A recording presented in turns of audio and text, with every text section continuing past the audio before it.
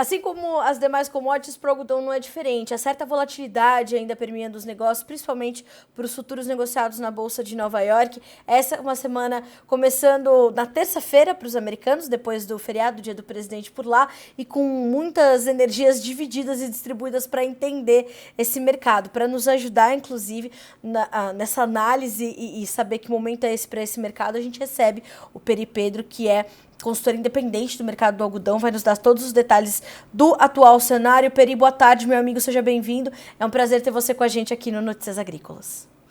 Boa tarde, cara. Sempre um prazer estar trabalhando junto, sempre um prazer estar aqui no canal. Vamos embora. Vambora. Peri, temos aí um dia de baixa para os preços em Nova York, numa semana um pouquinho mais encurtada. As vendas semanais do USDA serão divulgadas amanhã, geralmente elas saem de quinta-feira. O mercado está, de fato, ainda sob pressão, ou ele está aí tendo um dia quase que de lateralização para os preços na Bolsa de Nova York?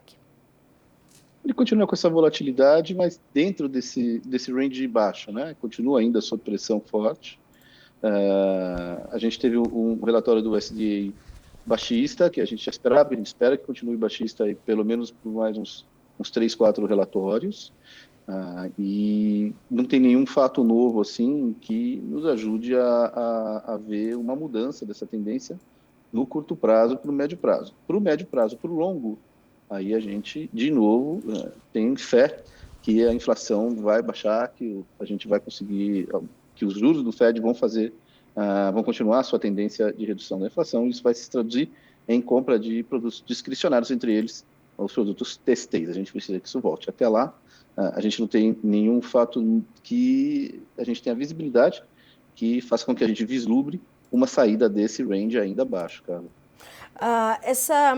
Essa condição da demanda um pouco mais enfraquecida pelos têxteis, ela vem carregando essa dificuldade desde a pandemia ainda, né, Peri? A pandemia foi um marco importante para a demanda por algodão, enfim, por matéria-prima e produtos derivados ali, mas ela, diferente de outros produtos, ela sente uma dificuldade maior para se recuperar nesses últimos anos, não? A pandemia, ela é um marco para o mundo. É a primeira vez que o mundo dá dinheiro direto para o consumidor. Até então, os programas de subsídios, de recuperação de economia eram feitos com investimentos em infraestrutura, na economia. Direto na mão do produtor é a primeira vez que a gente fez. Isso se traduziu, num primeiro momento... O algodão ele é um dos únicos produtos do agro que ele pode ter seu consumo postergado. Então, ele é um produto que a gente chama de elasticidade alta renda-demanda, né? Então, ao contrário de alimentos que têm que ser comidos, aí a gente vai discutir se mais ou menos, mas eles não param, o algodão ele está ali naquela categoria de produtos discricionários, cujo consumo pode ser postergado, pode ser eliminado, mas não precisa comprar hoje. Então, por causa disso, o que acontece na pandemia? Essa injeção de dinheiro, num primeiro momento, explode a demanda de algodão no mundo, e aí você tem países comprando maquinário, explode a demanda de têxtil no mundo inteiro ali em 2021, de 21 para 22. Você tem o excesso de estoque e a inflação explodindo exatamente por causa desse dinheiro injetado no mundo todo, menos na China. E aí, qual que é a solução dos bancos centrais? Explodir juros para tentar segurar a inflação. Então, essa inflação que sobe, que galopa no Brasil, nos Estados Unidos, na Europa, na Argentina, na Turquia, no mundo todo, essa inflação ela leva consigo o poder de compra do consumidor, e quem sofre mais com isso somos nós. Então, é por isso que vem desde a pandemia, não da pandemia em si, mas da injeção de dinheiro direto na mão do consumidor, que se traduziu em inflação alta, esse consumo mais baixo do algodão, esse sofrimento que a gente tem no segundo momento. No primeiro momento, uma parte desse dinheiro é usado para têxteis. No segundo momento, a inflação explode e a gente vem sofrendo até hoje. Por isso que a gente precisa, e estruturalmente, que essa inflação volte, cara. Até lá, o consumo de algodão vai continuar sofrendo. E como é que... porque, assim, essa situação traz uma certa pressão sobre as cotações. O mercado sente o preço mais baixo. Isso ou nem isso é suficiente para atrair ou para dar um fôlego a mais para o consumo, Peri? Mesmo esses patamares mais baixos e consideravelmente mais baixos do que observávamos há alguns meses, ou até se a gente fizer uma comparação um pouquinho mais longa com os últimos anos. Normalmente, sim, remédio para preço alto é preço alto, remédio para É. preço baixo é preço baixo. Então, remédio para preço baixo, preço baixo. Deveria aumentar o consumo exatamente pelo preço estar mais baixo. Mas o que acontece nesse momento, e é por isso que estruturalmente é um momento diferente, esse tipo de ciclo, cara, ele costumava durar um ano e meio no máximo, às vezes 8 meses a gente via a reversão desse ciclo, se você olhar as curvas, né? Dos preços a gente chama de contínuo, que é o preço contínuo de Nova York, você vai ver que essa selenoide, esse intervalo, essa frequência, vai de 8 meses a 1 ano e 3, 1 ano e 4. Mas nunca era estrutural, era porque a China estava com estoque muito baixo, entrou comprando muito, isso aconteceu em 2010 para 11, era porque os Estados Unidos vinham de 2 anos de uma quebra de safra, era porque o Paquistão teve uma inundação muito grande junto com a Índia, era sempre um motivo fundamental particular do algodão que levava a essas variações. Dessa vez não, dessa vez é estrutural e mundial, e é por isso que a gente sofre mais. Os preços tão atrativos, normalmente a gente, num mercado normal de demanda, a gente veria as indústrias super animadas comprando o algodão e fazendo com que esse preço tivesse um rebote, mas o que a gente percebe conversando com eles é que a cadeia toda está sofrendo. Então, quando você conversa com a Turquia, ela vai te falar, não, olha, a minha fábrica aqui tem 30% fechado, parado. Você conversa com o Vietnã, esse número é 20%. Você conversa com China, vai de 10 a 15, e isso não é normal, né? Normal é que eles estejam rodando na 90, 95, 100%, e aí eles ajustam no preço essa demanda, e mais baixo, mais barato, mais caro, para poder dar vazão. A gente está aí há 3 para 4 anos nessa situação, em que eles estão rodando abaixo da capacidade que eles poderiam estar rodando no mundo todo, fora Brasil. O Brasil é uma situação à parte, mas no resto do mundo, eles continuam sofrendo bastante, e isso se traduz em preços que continuam mais baixos. Eles não se animam a vir comprar porque eles não têm a demanda do produto que vai ser produzido, que seja o fio, seja o tecido, seja o produto final. Países que conseguem verticalizar esse processo de produção, como o Bangladesh, normalmente, aliás, vinha sofrendo menos com isso, aí a Bangladesh passa a ter um problema macro deles também como país, acabam os dólares para poder importar, mesmo sabendo que importando o fio, daqui a 3 meses eles vão exportar, importando o algodão, eles vão exportar a blusa, a camisa, o produto final, e isso vai ser bom para o país, vai trazer mais dólares, né, do que está saindo. Chegou no momento que eles não tinham nem para dar esse start no algodão para poder tirar o produto. Isso aconteceu com o Bangladesh. O Paquistão passou por uma situação semelhante, está melhor agora, a gente vê isso nos embarques de algodão brasileiro para o Paquistão, que tem crescido, tem voltado à sua normalidade, mas a realidade é que a demanda pelo têxtil lá na loja, no final do dia, está menor. E isso acaba se refletindo em toda a cadeia de tecido, de fio, finalmente de algodão. Os estoques de passagem têm aumentado, o estoque de passagem dos Estados Unidos chegou aos mesmos patamares que ele estava na crise de 2008, 39%. Olha só. Então, todos esses números são baixistas, cara. É difícil da gente colocar tintas otimistas nesses dados. Como isso atinge o Brasil, Peri? Nós tivemos, né, recentemente o Brasil superando os Estados Unidos como maior exportador global, mas nesse cenário, né? Apesar de tudo isso, o Brasil então alcançou esse patamar e agora precisamos entender também como vem a nova safra norte-americana, inclusive os americanos estão ali definindo as suas áreas, enfim, e o Brasil ainda é muito competitivo. Nós falávamos da última vez, a gente falava sobre a competitividade do algodão brasileiro no cenário global. Como é que esse quadro que você acabou de nos descrever está atingindo a nossa cadeia e o nosso produtor? Quem sofre mais num momento de demanda baixa é quem cobra mais. Então, você percebe isso no mercado de índigo, por exemplo. Eu conversava com uma pessoa que produz índigo de qualidade na Turquia, uma das maiores fábricas da Turquia. Ele dizia, Peri, a gente está perdendo muito mercado para produtos de qualidade mais baixa, produzidos na Índia. No mercado normal, eles comprariam da gente pagando um pouco a mais, agora não. O Brasil, no algodão, a gente está no outro, a gente está na ponta mais competitiva desses preços. Então, o Brasil ele tem um preço mais atrativo.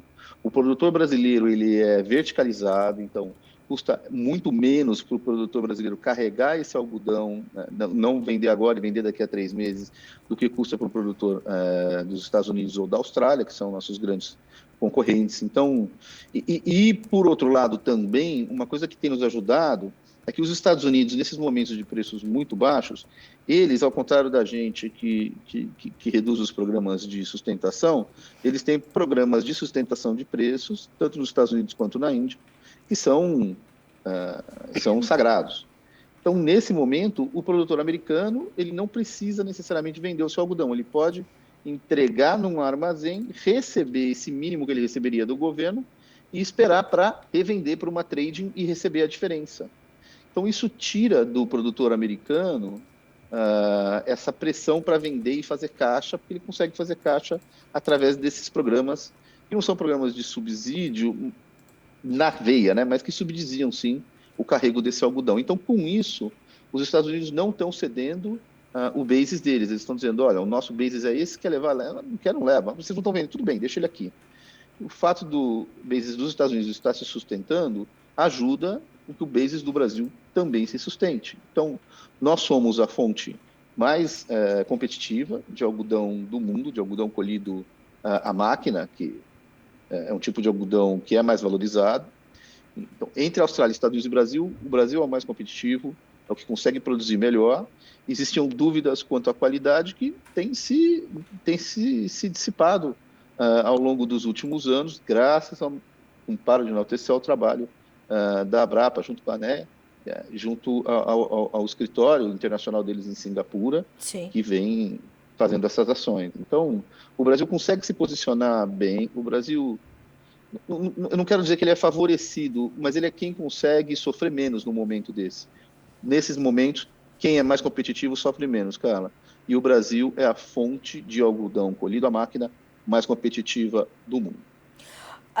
Peri, hoje mesmo nós ouvimos a ABAPA, Associação Baiana dos Produtores de Algodão, dizendo que espera que o Estado tenha uma safra 5% maior em relação à anterior de algodão, por exemplo. Então, apesar desses desafios todos, a gente vê que o produtor ele continua investindo, ele continua garantindo ali que ele entregue não só um algodão de qualidade, mas começando no campo, ele faz investimentos significativos para ter esse aumento de produção, e eu imagino que isso seja também combustível para manter a nossa competitividade elevada e a gente poder brigar mais do que de igual para igual com os nossos principais concorrentes no mercado global.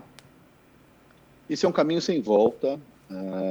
Lá fora, isso é algo que a gente dizia aqui dentro, mas enquanto a gente está dizendo é ufanismo, né? Quando a gente começa a ouvir os analistas estrangeiros, aí deixa de ser ufanismo e passa a ser realmente realidade. Então, eles já entenderam que o que vai acontecer com o algodão é o que aconteceu com a soja. Então, quando o Brasil passou a produzir mais soja dos Estados Unidos, todo mundo, meu Deus, que surpresa, nossa, onde já se viu, passou a exportar, nossa, meu Deus, e agora, e agora? E eles falaram, olha, teve um momento que virou um fato. Não, o Brasil é um produtor de soja sério, no mercado internacional, mais competitivo do que os outros. A mesma coisa está acontecendo com o algodão, tem acontecido nos últimos 2 anos, é um caminho sem volta, o Brasil vai continuar aumentando a sua área, os produtores são extremamente profissionais, eles têm respaldo lá fora, e isso é super importante. Você sabe por quê, cara? Quando eu comecei a vender algodão brasileiro, uma das perguntas que eu recebi é assim, Peri, mas vai ter algodão para eu comprar? A gente exportava uma parte, às vezes 1/3 da nossa produção, às vezes a gente exportava metade da nossa produção. Hoje a gente exporta 3/4 da nossa produção. Então, não existe mais essa pergunta. A gente exporta muito algodão. Quem é lá fora, quem não ainda consome algodão brasileiro, entende que vale a pena investir em tecnologia para passar a consumir o algodão brasileiro. Às vezes essa tecnologia é só uma configuração de máquinas, é só uma conversa mais forte ali com o pessoal de compra deles, mas eles entendem que vale a pena, porque esse algodão vai estar aí ano que vem, no próximo.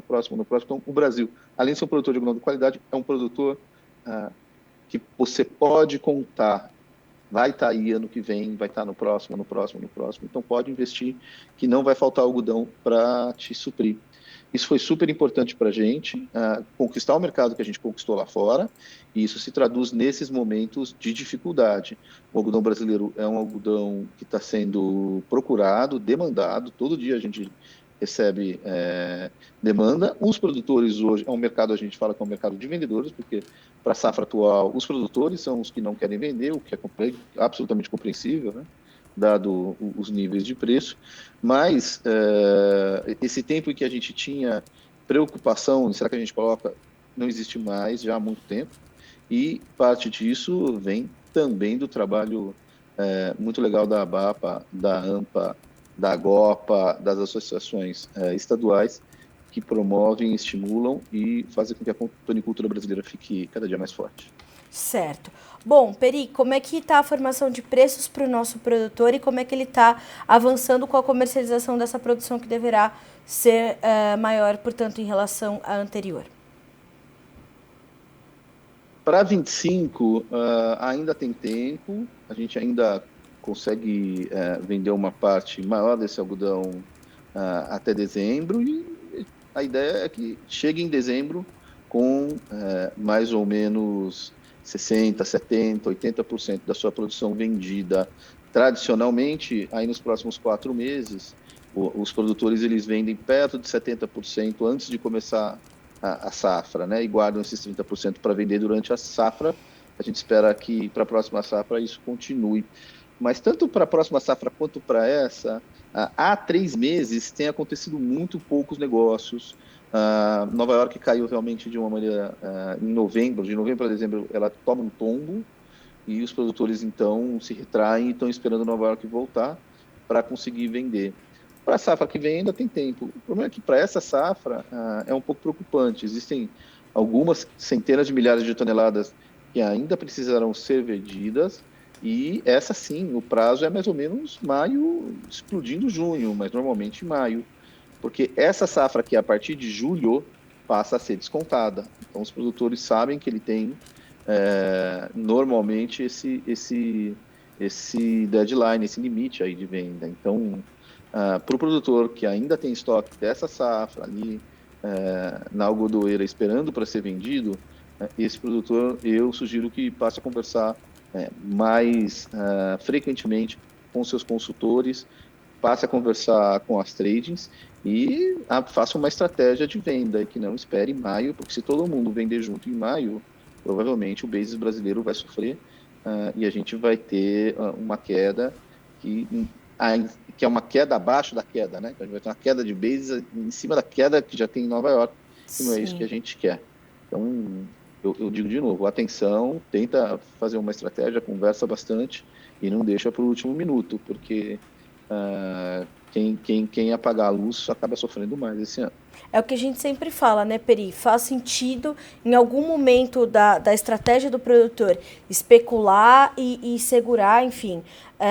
Então, nós temos que ter e continuar batendo nessa tecla de que a comercialização tem que ser consciente.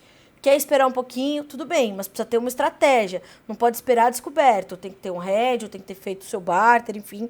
Tem que ter a sua estratégia de comercialização, né? É melhor estar lucrativo do que estar certo, né? É verdade. Então, faz a sua estratégia. Diz, olha, o que eu espero aqui é vender no mínimo isso e no máximo aquilo. Se você achar que é pouco, vende o mínimo. Se você achar que está bom, vende o máximo. Mas não deixa de vender nada, não deixa para vender tudo no último momento. Isso acaba dificilmente dando certo. Pode ser que dê, mas quanto mais você diluir o seu risco, melhor. Então, tenta conversar, faz uma estratégia aí. Depois que você desenhou a estratégia, né, vem a parte mais difícil. Você tem que ter disciplina e seguir aquela estratégia que você desenhou quando você estava com a cabeça fria.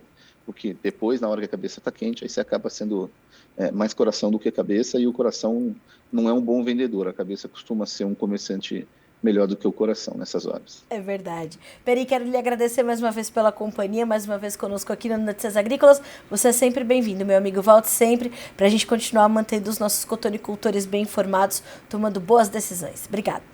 Perfeito, Carla. Super obrigado pelo convite. Sempre que precisar é só chamar que a gente está aqui. Combinado. Para você também, Peri. Bom restinho de semana. Até a próxima. Um abraço. Tchau. Tchau, tchau. Bom, senhoras e senhores, a gente tem os preços do algodão em Nova York para a gente checar em tempo real com os nossos produtores.